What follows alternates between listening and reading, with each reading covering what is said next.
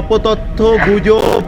এবং প্রোপাগান্ডা ছড়ানো হয়, এই পেজগুলোর সাথে যারা জড়িত আমরা ইতিমধ্যে কয়েকজন ব্যক্তির নাম জানতে পেরেছি। তারা গুরুত্ব সহকারে তদন্ত চলমান রেখেছে। 5 আগস্ট পরবর্তী সময়ে এই বিশ্ববিদ্যালয়ে যে একটি অস্থিতিশীল পরিবেশ তৈরি হয়েছে এবং মিথ্যা এবং প্রোপাগান্ডা, অপতথ্যের যে রাজনীতি শুরু হয়েছিল, সেই রাজনীতির কারণে দিনে দিনে ঢাকা বিশ্ববিদ্যালয়ের পরিস্থিতি অত্যন্ত উত্তাপ তৈরি হচ্ছিল, বিশ্ববিদ্যালয়ে অস্থিতিশীল হয়ে উঠছিল। এবং তারই ধারাবাহিকতায় আমরা দেখেছি একটি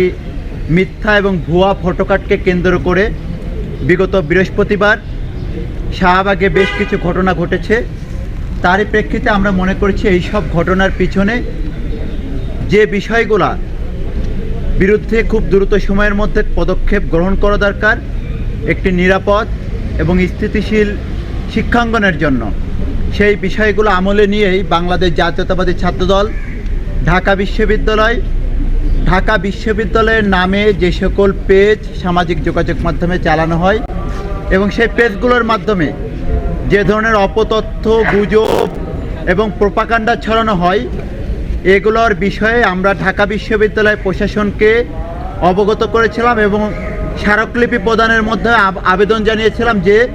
এই পেজগুলোর সাথে যারা জড়িত আমরা ইতিমধ্যে কয়েকজন ব্যক্তির নাম জানতে পেরেছি এবং এর পেছনে যারা আছে অর্থের যোগানদাতা হিসেবে এবং শক্তিদাতা হিসেবে,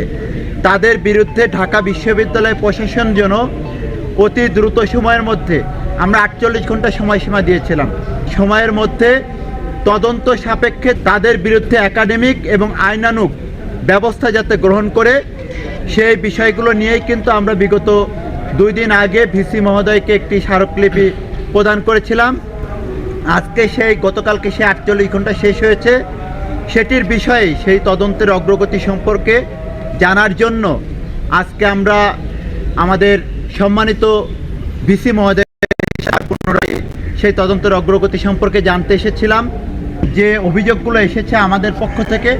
এবং অন্যান্য যে অভিযোগগুলো এসেছে সব বিষয়গুলো নিয়ে তারা গুরুত্ব সহকারে তদন্ত চলমান রেখেছে এবং খুব স্বল্প সময়ের মধ্যে এই তদন্তের রিপোর্ট তারা শিক্ষার্থী এবং জনসম্মুখে প্রকাশ করবে বলে আমাদেরকে তারা জানিয়েছে।